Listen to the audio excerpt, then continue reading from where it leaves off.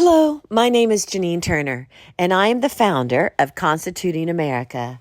Welcome to our annual academic study. This year's study is entitled The Genius of America, A Journey into Our Republic, a study on Alexis De Tocqueville's Democracy in America.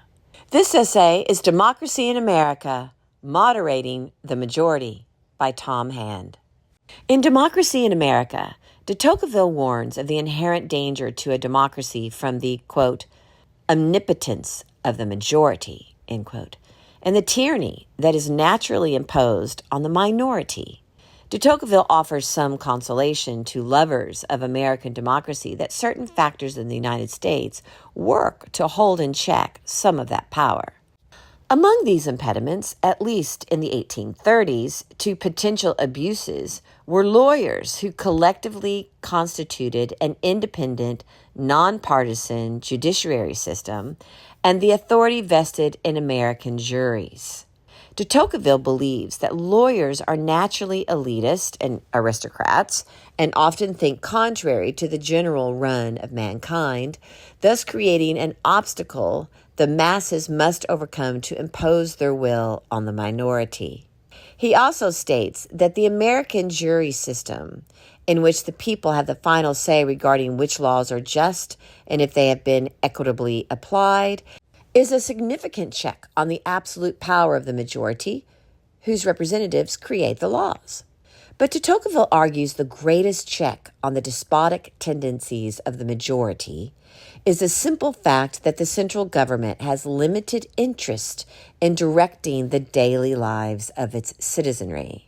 De Tocqueville states that during his 41-month tour of the United States in 1831, he observed a central government that was concerned with very few aspects of American life, being almost solely interested in foreign affairs. Based on his world of the 1830s and the federal government found in America at that time, de Tocqueville's reasoning was sound. But things have changed since those early days of the Republic, and his words meant to give comfort to Americans now must give us pause in light of the current state of affairs. In the America of de Tocqueville's day, there was no federal administrative state, and even President Jackson's own cabinet only consisted of 6 departments. There was no federal bureau of investigation to observe every move of a free citizenry, no environmental protection agency to decide if people can use gas stoves in their own homes, no National Health Institute to determine that Americans need to wear masks and stand 6 feet from their fellow citizens, and no Transportation Security Administration to decide that 2 ounces of liquid is okay, but never 3. The sheer lack of size and apparent lack of interest in the federal government in overseeing day-to-day life in America was, in de Tocqueville's mind, a blessing to democracy. He mentions how fortunate Americans are that the federal government, quote, has not undertaken to regulate secondary things in society, end quote, but provides a warning as well if that condition should ever change. De Tocqueville writes, quote, if having established the general principles of the government, it, the federal government, entered into the details of their application, and having regulated the great interest of the country, it could descend to the limit of individual interest, freedom would soon be banished from the New World, end quote. One wonders what de Tocqueville would say if he were here to view the America of 2024 with its overarching federal government that touches every aspect of American life and is administered by those unelected by the people. It is easy to imagine that de Tocqueville would lament for the loss of true freedom in America, that ability to decide for ourselves how we would live. And he would probably predict a darkened future if somehow this cancer is not removed. This essay was written by Tom Hand.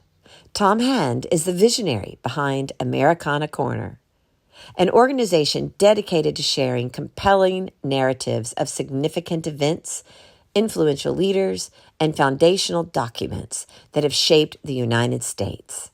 Since 2020, Tom has written and produced over 200 articles and videos aiming to rekindle Americans' patriotic spirit and remind them of the nation's remarkable legacy.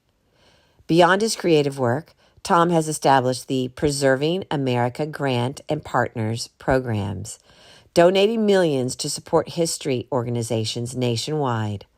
All proceeds from his book, An American Triumph, America's Founding Era Through the Lives of Benjamin Franklin, George Washington, and John Adams, support these programs. His unwavering dedication to promoting patriotism and preserving America's heritage makes him an invaluable advocate for the great American story.